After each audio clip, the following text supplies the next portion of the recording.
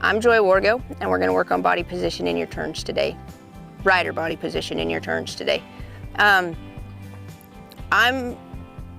a big fan of sitting square in the middle of your horse and riding the hind end, which means driving the hind end forward and not getting up over the top of your horse. The difference between stop and go is this much, and it's very little.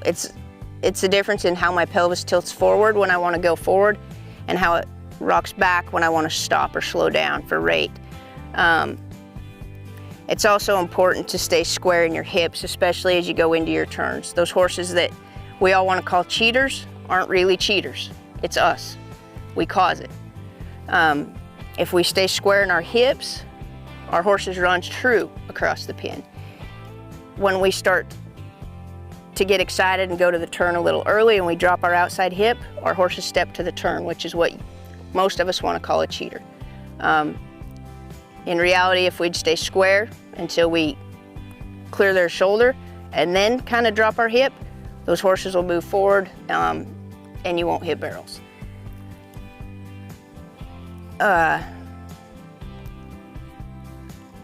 One of the things that we do when we switch hands as we go across the pin, a lot of times we ride two-handed across the pin, and then when we're going fast, we tend to weaken a little early. Like, we'll get excited about it and drop the outside rein. And when we drop the outside rein, most of us go to the saddle horn. When we do, we typically go to the saddle horn and do this, drop our weight to this outside hip. When we do that, that's what causes those horses to go to the turn too early. So it's important to make sure, like I said, you stay square in your hips. If it's easier to ride one-handed across the pin and hold on to your horn so that you can stay square in your hips, for me, that's what's easiest. When I start going two-handed, later on when we're competing, I find myself doing the same thing. I drop that hip and it causes my horses to start their turns early. If I can stay one-handed across the pin, a lot of times I can stay square in my body until I've cleared the shoulder, and that's when I want to commit to my turn. And when I say commit to the turn, I mean I want to start to draw a little on their face. I want to shift my weight to this outside hip pocket, and I'm going to start to look over my shoulder to where I'm going to next. As I look over my shoulder, my shoulders obviously are going to turn while my hips follow it. So where my head goes, my body goes. Where my body goes, my horse is going. That's why I don't have to pull on my horses a lot in the turn, because they respond to my body taking them through the turn more than my hand necessarily. And we're gonna just go through the pattern real quick, probably at a trot, just so you can see, and then we'll go through it a lope.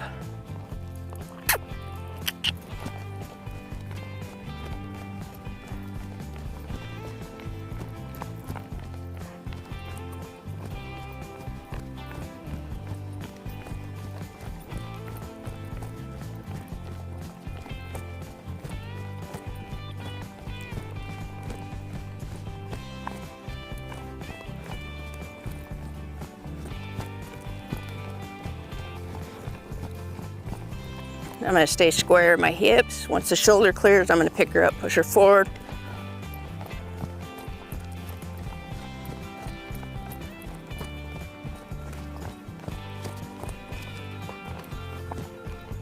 And then we'll just do the same thing at a lope.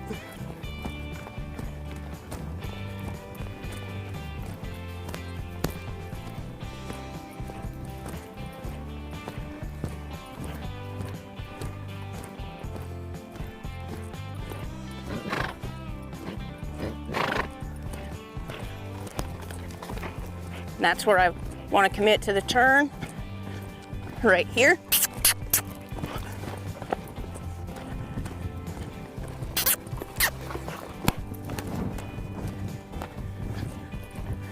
Ooh.